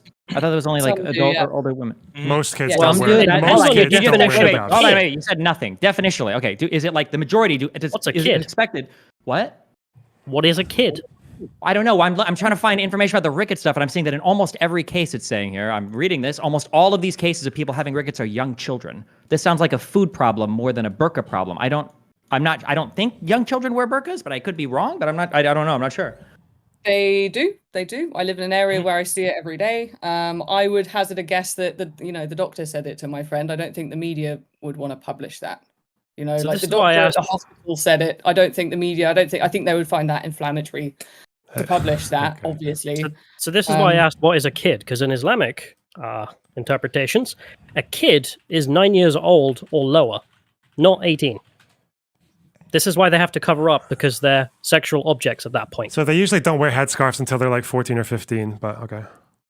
In some places, yes. There are children as young as that. Usually the trend. My house, more power to them, but yeah, I don't know. I'm sure that maybe there's a link there, maybe not. I don't know. But there's going to be problems, is all I'm saying. And some of them invisible and some of them underreported, you know? And it's the people on the street, I think, that we're seeing rioting that probably know a little bit more about this than maybe we do. You know, they are from areas where apparently it's, maybe I'm wrong, but apparently they're from areas that are very multicultural. Maybe that's why they're rioting. I don't know. Yeah, but they're also getting a bunch of fucking bullshit rammed down their throats from Tommy Robinson. Like he's literally lying about every other event that's happening right now, and that's why. I want to see the burqa women get rickets. I'm trying to find. I want to see this. Now I'm curious. I'm curious about this. She said it's not in the press. You won't find it. Well, how would she know? Guys, I'm gonna do 10 more minutes with, just because I think Callum, Lonerbox, and Jack, you guys have had the most talking. We haven't heard much from Lucy and Sean, and I'm sure they have some debate points with Destiny, and then I'll probably end with just chatting with Lucy since she was here for the least amount of time. Callum, Lonerbox, Jack, I will give you guys a chance to say goodbye. Are there any thoughts you want to bring up that you feel have been, is anyone here you like, there's a big issue that has not been talked about yet that I really need to discuss? I mean, it would have been awesome to talk more about the UK riots rather than like weird hypotheticals and factoids or whatever, but that seemed like the direction it was going at the moment, it's Birmingham that's going on. Yeah, sorry, it's what going on? I saw a pub being invaded. Plymouth and Birmingham. So Birmingham, I think you've got Muslims in the street going around looking for EDL people or whoever, and in Plymouth you had right wing versus left wing, and then from what I saw, it was still going on like 5 minutes ago.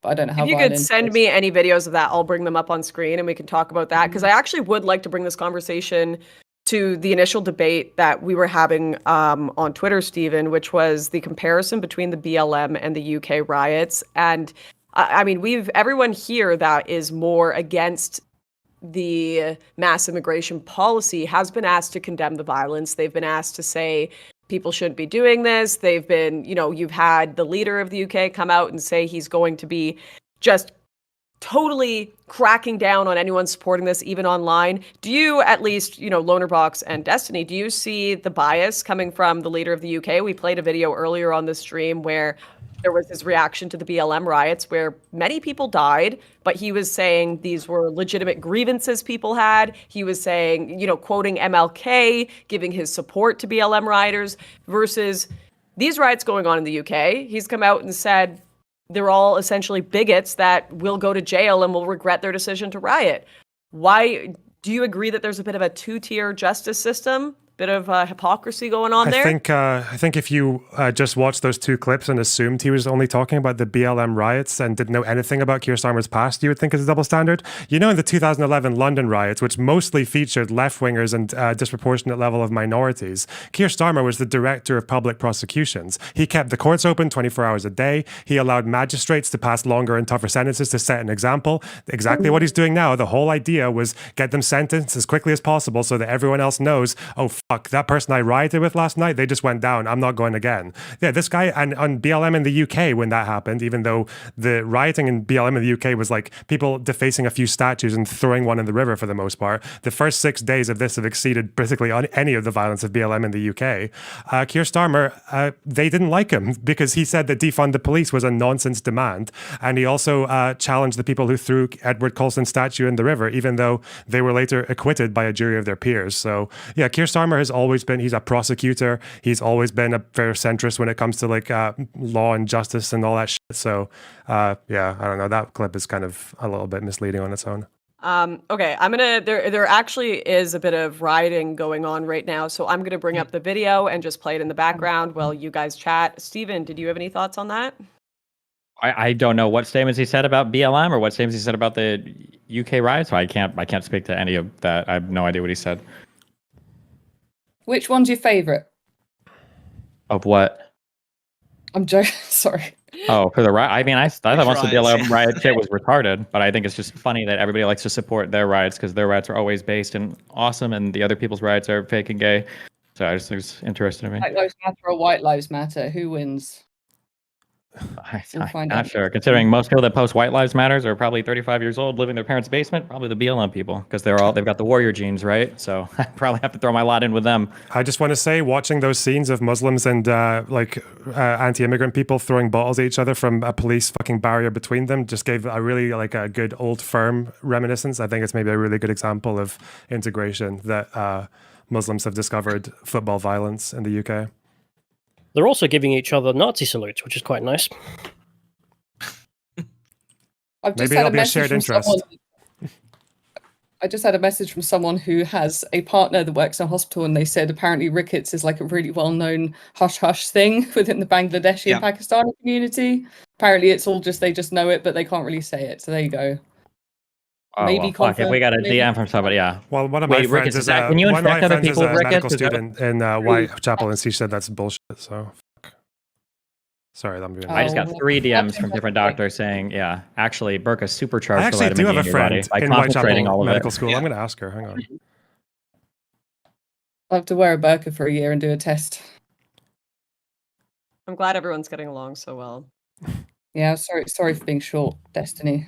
I just kind of want to add, just speaking about the BLM riots, I saw the same thing in 2020 when there were BLM riots here. Of course, to be honest, why? Because the police, there's barely any police violence that goes in the UK. We don't even carry guns. But it was the same level of two-tier policing that I've seen compared to the violence, the riots we saw in Leeds and Hare Hills just a couple of weeks ago, where the police just certainly weren't present. And then opposed to the riots we've seen this week, where the riot police came up. It was the same in 2020. The police were kneeling for BLM protesters in London, when the next week people came out on the Save Our Statues protest because they're being defaced in Westminster Square. The riot police were out there already with bats, and they were just whacking people over the head. I saw noses covered in blood, on pretty much, again, a much more peaceful protest than the BLM was just 1 week before. So this two-tier policing two-tier Keir, very fitting name for the new PM, has been going on for a while, especially when it comes to what was the extent for the biggest, violence in the UK? For the biggest of the BLM protests in the UK, what was the largest one? What was like the most damage caused or the most people killed? Well, I mean, we didn't really have riots at all. They were protests, but I did see. If they were just protests, what would be arresting people for? I saw BLM people just absolutely beat the living daylights of people who they suspected were EDL. I saw one guy get his face absolutely bashed in front of him by a Waterloo station in June 2020. Wait. He was just completely innocent.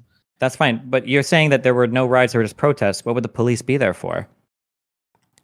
No, but because the police are always in London at protests, the police are pretty much always there to control it, as Lucy would well know. No, yeah, but if there was no violence, if these weren't riots, I don't understand what. Tell you what the problem was. I'll tell you what the problem was. It says that the biggest one was around the 6th of June. There was quite a few by the looks of it. If you look, there's like a whole Wikipedia page. But I remember the issue was with it. They were big. I got caught in one in the car. It was weird. But it was during COVID. That was the thing that really annoyed everyone because it happened during COVID. So they marched to the US Embassy, I think. And they were like, oh, lockdown rules apply for thee, but not for me. And if you look at So I'm looking at this Wikipedia thing. It seems like people were arrested though. So doesn't that mean the cops were there? Yeah, there was. The police were there compared to what I saw on the roundup, but the policing was far heavier at the sort of anti-BLM counter protest that was the week afterwards. Well, were there more people arrested in those things? Because I see 14 police officers were injured during the clashes and 14 protesters were arrested. Are you saying there were counter protests where like hundreds of people were arrested, or 50 people were arrested, or which big counter protest? It was the attitude of the police, but you can see that again. As I said, the riots in Hare Hills. Gotcha. So just to be clear, we went from there were no police at the BLM things to now there were police. Now the police arrested more people. So we went from there were no police there, and now there were a lot of police. But now it was just the attitude of the police. Okay. The police were kneeling at the BLM protests in London. They weren't doing that. They were kneeling when they arrested 14 people? No. It says there were clashes between the police and the protesters. Were they kneeling at the clashes? Did they fight on their knees or what? No, some of them, but obviously, as I said, it was a difference in policing. Yeah, there's a difference in policing because the riots happening today were much more violence from BLM. But obviously, both ways. Like the riots that we're seeing right now are in no way comparable to either side of the protests in 2020. Yeah. But what the riots of right now are comparable to was the riots in Leeds and Hare Hills just a couple of weeks ago, where the police weren't even present one bit. The police turned up and then they ran away. When right now, at all of these riots, the police have been very present, as they should be, to control law and order. I think in terms of violence, the best comparison. It was a Romani person, father, had tried to have their child removed there was alleged child abuse. No, I'm asking how do you spell it? I just want to look them up. I would never trust your summary of this event. Sorry, Leeds. So it's Leeds, and then it was in Hare Hills, specifically in Leeds. Hare as in animals. 27 were arrested in Hare Hill. That's about the same number as people. Nope, I found it. Don't worry. 27 arrests in Hare Hill. That's about the same as most of the riots here. I'm glad I can help you spell Leeds. I got it. Yeah, there were 27 arrests in Hare Hill. That's about the same as each town that's been hit here, right? Again, if you want a good analogy, 2011 riots. I know the reason you guys don't want to go to that one is because in 2011 riots, which were about comparable to these ones in terms of concentration of violence, London was actually more. But when that happened, Keir Starmer, the prosecutor, rammed his fucking brick-shaped knob through all those protesters like a fucking like a cop, yeah, like someone who is law and order. Yeah, they arrested like 3,000 people. You should have done.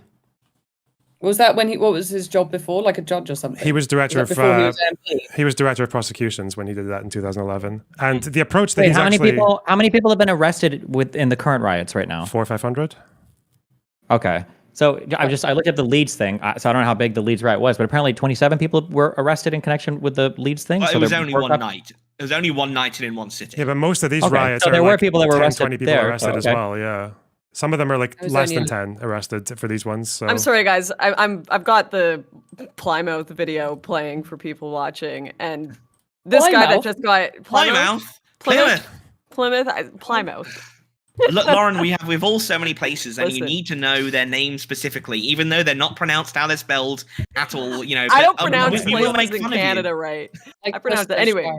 Some old dude, he got hit by a police shield, and I gotta ask the chat. Like, he absolutely faked that fall.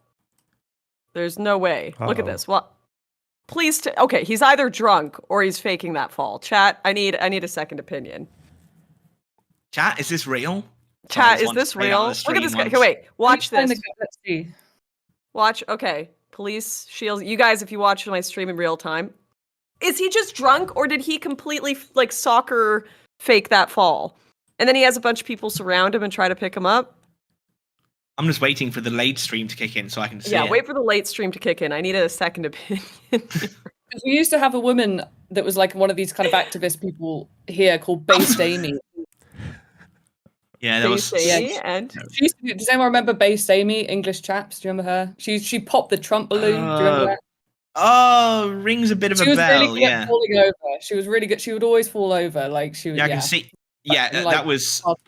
Well, he got hit in the face once, and then he got slightly bashed over. That seems absolute gammon, drunk. A little bit dramatic. You know. Insurance claim. Insurance claim. But hey, you know, like head injuries are no joke. That's why I got myself checked out after I got beaten up on Southport. You know. Yeah, wait. I want to ask you about that. They just started beating you up, and when you said like I'm on side, they just didn't care. Oh yeah, no, they absolutely didn't care at all. They were just like journalist, and you know, like slap him. So they did, and now I've got a new tooth for my trouble. So. Did it feel like that moment where the guys are yelling, "I'm on your side," and the BLM people throw the brick through the window? Did it feel like that? Yeah, I suppose it kind of did a little bit, you know. But hey, it's like, you know, I mean, I understand why they would feel complete animosity towards journalists because so much of the mainstream media does lie. I mean, they lied about people getting bussed in. You know, it was a mix of, you know, people from Southport itself and from the surrounding area, Liverpool, Wigan. You know, it was all people from the northwest. You know, it wasn't getting bussed in en masse. Not everybody was there as violent. Only a few, because the crowd was so large. Only a few people were violent. You know, some people were doing it for political reasons. Some people were doing it for fun. Yeah, there was all this nuance that gets lost by a lot of the mainstream media when they do just look for clickbait headlines. And you know, like for example, I saw some of the locals who were then saying to the rioters, like, "Why are you doing this? Why are you burning things down? Like, this is our home." And you know, and all of this stuff just got completely lost in it. So yeah. Just so you know, like that summary you gave was the same as like every mainstream article I've read on these riots. But yeah. Yeah, well, it certainly wasn't by Tuesday. Yeah, now they can push it under the rug. It's the cops who are telling the media that they're busted in. But yeah. I'm going to start winding this stream down a little bit. So, Lonerbox, who are you? What do you do? Where can people find you? Yeah, hey, I'm Lonerbox. I'm a YouTuber. You can find me on YouTube. My channel's called Lonerbox. I love Law and Order, and I hate watching thumb-faced, coked-up loser fucks trying to incite riots for my country in a 5-star hotel in Cyprus like some white Haj Amin al-Husseini wannabe, but... Anyway, it's nice meeting you guys. I'm glad we can have these discussions, even if we disagree on many such things. Take care. All right. If you would like to follow this shitlib, you can find his X account there, Loaderbox. I feel like that this convo gave me rickets. I feel like that Lucy person seems cool. She seems like you could talk to her about these things. Lauren's views are a bit mental. I don't know. She just strikes me like at least she's gone from kind of like adjacent Nazi Dora the Explorer to like just like silly quasi-racist NIMBY. So I think there was one bit where I was struggling to shorthandedly explain why left-wingers who are anti-immigration probably didn't vote Keir unless they don't really give much of a fuck about immigration. Because Keir is not stop the boats. Keir is let them claim asylum here and deal with smugglers. But I don't know. I think that was one part where we could have done better for sure. But otherwise, right-wingers debating UK immigration is so funny, especially when they're not from my country. It's so funny because they just don't get the same access to information about other countries that we get about America, you know? Like, we have the privilege of learning a lot about America because of the news and imperialism and Team America and the world police, Donald Trump. Love you guys. Behave yourselves.